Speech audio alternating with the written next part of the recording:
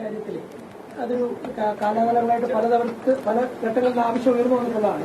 ഏകീകരിച്ചൊരു fees വേണം. അതപ്പോൾ KSRTC നിശ്ചയിക്കാൻ പോകുന്ന, കാരണം ഒരു സർക്കാർ സ്ഥാപനം നിശ്ചയിക്കുന്ന ഫീസ് ആയിരിക്കുമല്ലോ കുറച്ചുകൂടി മെച്ചപ്പെട്ട, അപ്പോൾ അത് നിശ്ചയിക്കാൻ പോകുന്ന ഫീസ് ആയിരിക്കും മറ്റുള്ളവർ? അല്ലല്ല, ഒരു പഠനം നടത്താൻ കമ്മിറ്റി വയ്ക്കുകയാണ്. KSRTC തീരുമാനിക്കുന്ന KSRTCക്ക് ഓഫീസ് നമ്മളിപ്പോ ജീവനക്കാരെ വെളിയിൽ നിന്ന് എടുക്കേണ്ട കാര്യമില്ല. ഞങ്ങൾക്ക് തന്നെ ഡ്രൈവിംഗ് പഠിപ്പിക്കാൻ അറിയാവുന്ന ഡ്രൈവിംഗ് എക്സ്പീരിയൻസ് ഉള്ള ഒരുപാട് ആൾക്കാരുണ്ട്. അവരെ ഞങ്ങൾ അവിടെ റിക്രൂട്ട് ചെയ്യണം. നമ്മുടെ ഓഫീസിൽ നിന്ന് അങ്ങോട്ട് ഈ ഓഫീസിൽ നിന്ന് മറ്റേ ഓഫീസിലേക്ക് ഷിഫ്റ്റ് ചെയ്യുന്നു മാത്രമേ ഉള്ളൂ. അവിടെ വരുന്ന റേറ്റ് എന്ന് പറയുന്നത് ഈ പല വ്യത്യാസങ്ങൾ. ഇപ്പൊ ST ട്രൈബൽ വിഭാഗത്തിൽപ്പെട്ടവർക്ക്, SC വിഭാഗത്തിൽപ്പെട്ടവർക്ക് ഒരു സർക്കാർ സ്ഥാപനം എന്നുള്ളതിൽ കൺസെഷനൊക്കെ ഉണ്ടാവും. അത് അവർക്ക് കൊടുക്കാൻ പറ്റത്തില്ലല്ലോ.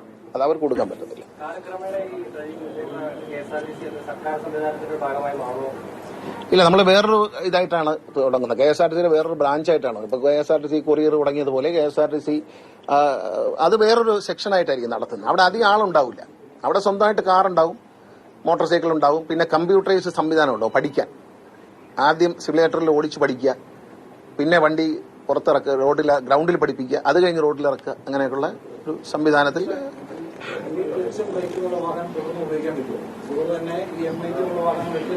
MIT ഒഴിവാക്കാൻ തീരുമാനിച്ചിട്ടുണ്ട്.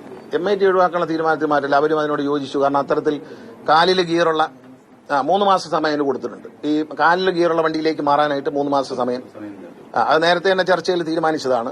ട്രാൻസ്പോർട്ട് കമ്മീഷനുടെ ശ്രീ പ്രമോദിന്റെ അധ്യക്ഷതയിൽ യോഗം ചേർന്നിരുന്നു. അന്ന് തന്നെ തീരുമാനിച്ചതാണ്. നമ്മൾ CATUവിന്റെ ആവശ്യം അതായിരുന്നു. അത് നമ്മൾ ചെയ്തു. അന്ന് തന്നെ എല്ലാവരും ആവശ്യപ്പെട്ടു. അത് അന്ന് ചെയ്തു. അത് കൂടാതെ ഈ ക്ലച്ച് വെച്ച് തൽക്കാലം ഓടാം. കാരണം വെച്ചാൽ നമ്മൾ സ്വന്തം വണ്ടിയിലേക്ക് മാറാൻ, കാരണം അതിന്റെ ഒരു അപകടാവസ്ഥ കൊണ്ടാണ് പലപ്പോഴും ഇപ്പോൾ പഠിച്ചു വരുന്ന പലർക്കും ഈ ക്വാളിറ്റി ഉള്ള ഒരു ഡ്രൈവറായി വരികയാണെങ്കിൽ തീർച്ചയായിട്ടും ക്ലച്ച് ഇല്ലാതെ ഓടിക്കാൻ പറ്റും. ഇവിടെ ഇപ്പം അനുവദിച്ചാൽ ചിലപ്പോൾ റോഡേ പോകുന്നവർക്ക് ചിലപ്പോൾ അത് കുഴപ്പമാവും. പറഞ്ഞല്ലോ 40 പറഞ്ഞല്ലോ. ഒരു MBI 40 എണ്ണം ചെയ്യും, 2 MBI ഉള്ളിടത്ത് 80 എണ്ണം ചെയ്യും.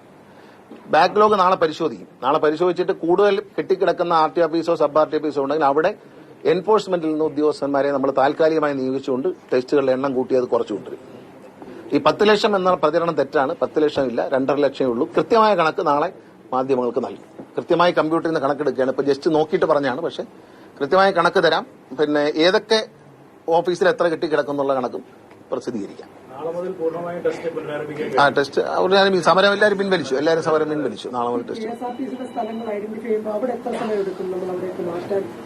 അല്ല, അത് വളരെ വേഗത്തിൽ മാറ്റി. CMD ആണുള്ള ചുമതല നൽകിയിട്ടുണ്ട്. അദ്ദേഹം പല സ്ഥലങ്ങളിലും മാറ്റി. ഇപ്പൊ തലശ്ശേരി മാറ്റി. ലെവൽ ചെയ്ത് ഉറപ്പിക്കേണ്ട സംഭവങ്ങളൊക്കെ ഉണ്ട്.